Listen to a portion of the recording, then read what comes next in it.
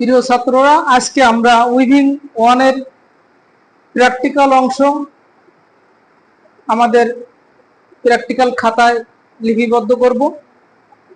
অবশ্যই তোমরা মনোযোগ দিয়ে ভিডিওটা দেখবে। আমার ইউটিউব চ্যানেলে এটা আমি দিয়ে দেব আপলোড। যদি তোমরা আমার কথা বুঝতে না পারো বা লিখতে অসুবিধা হয়, সেক্ষেত্রে আমার ইউটিউব চ্যানেল থেকে সংগ্রহ করে নেবে। আমার ইউটিউব চ্যানেলের নাম @education aunty। আজকের আলোচনার বিষয় হচ্ছে উইভিং ওয়ানের পরীক্ষণ নাম্বার 1। পরীক্ষণের নাম অনুভূতি ও বান পরীক্ষার সাহায্যে নাইলন ফাইবার শনাক্তকরণ। প্র্যাকটিক্যাল খাতায় তোমাদের বোঝার সুবিধার্থে আমি দেখাই দিচ্ছি। আমাদের প্র্যাকটিক্যাল খাতাটা এরকমই। এখানে ইন্ডেক্স আছে, ইন্ডেক্সে আমরা লিপিবদ্ধ করব। যেহেতু আমরা 9 এ ক্লাস করছি, সেই ক্ষেত্রে আমাদের জানা আছে, তাই না? এখানে সিরিয়াল নাম্বার 1, ডেট, স্যারদের ডেটে সিগনেচার করবে সেই ডেট। তারপর পরীক্ষণের নাম আমরা এখানে লিখব। পরীক্ষণের নাম যেটা আছে সেটা আমরা এই লাইনে লিখব। এখানে যদি 2 লাইন লাগে 2 লাইনে আমরা লিপিবদ্ধ করব।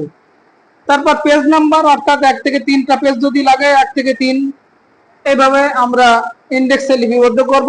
প্রথম পেজে আমরা কি করব? লিখবো না, এই পেজে আমরা চিত্র আঁকবো। প্রথম পেজের এই পেজে চিত্র আঁকবো এবং এই পেজে আমাদের দেখো এখানে লেখা আছে নেম অফ দ্য এক্সপেরিমেন্ট। পরীক্ষণের নাম, পরীক্ষণের নাম অনুভূতি ও বান পরীক্ষার সাহায্যে নাইলন ফাইবার শনাক্তকরণ, এখানে আমরা লিপিবদ্ধ করব। এখানে ডেট আছে, যে ডেটে স্যার সিগনেচার করবে সেই ডেটটা দেব। পেজ নাম্বার দেব 1, এক্সপেরিমেন্ট নাম্বার 1।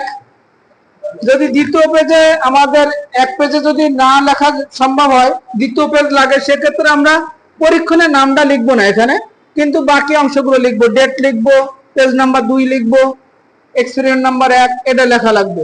এভাবে আমরা যত পেজ লাগে পেজে আমরা আমাদের প্রথম পরীক্ষণ আমরা শেষ করব। পরীক্ষণের নামের পরে আছে পারদর্শিতার মানদণ্ড। পারদর্শিতার মানদণ্ড এখানে আমরা প্রথমটা লিখবো আত্মরক্ষামূলক সরঞ্জামাদি সংগ্রহ ও পরিধান করা। ফাইবার শনাক্ত করা, কি ফাইবার আমরা পরীক্ষা করব আজকে সেটা শনাক্ত করতে হবে, অর্থাৎ নাইলন ফাইবার। 3 নাম্বার বান পরীক্ষার সাবধানতা অনুসরণ করা। তারপর 4 নাম্বার প্রয়োজনীয় আলোর ব্যবস্থা নিশ্চিত করা। 5 নাম্বার সতর্কতার সাথে বান টেস্ট সম্পন্ন করা। 6 নাম্বার হচ্ছে কাজ শেষে কর্মস্থল কি করতে হবে? পরিষ্কার করতে হবে। কাজ শেষে কর্মস্থল পরিষ্কার করা। এর পরের অংশ হচ্ছে কাজের ধাপ। এর পরের অংশ কাজের ধাপ, অনেকে কাজের ধারা লেখে। 1 নাম্বার প্রয়োজনীয় সুরক্ষা সরঞ্জাম পরিধান করতে হবে। 2 নাম্বার কাজের জায়গা পরিষ্কার পরিচ্ছন্ন রাখতে হবে। 3 নাম্বার ফাইবার সম্পর্কে প্রাথমিক ধারণা লাভ করতে হবে। 4 নাম্বার সতর্কতার সাথে ফাইবারে আগুন লাগানো। কাজের ধাপের পরের অংশ হলো সতর্কতা। সতর্কতার প্রথম অংশ হচ্ছে পোড়া অংশ রাখার জন্য, অর্থাৎ পোড়া অংশ রাখার জন্য টিনের পাত্র ব্যবহার করতে হবে। যেটা আমি আগুনে পোড়াবো ওই অংশটা কিসে রাখতে হবে? টিনের পাত্রে। প্লাস্টিকের কোনো অংশে রাখা যাবে না। প্লাস্টিকের এসে রাখলে সেখানে কি হতে পারে? গলে যেতে পারে।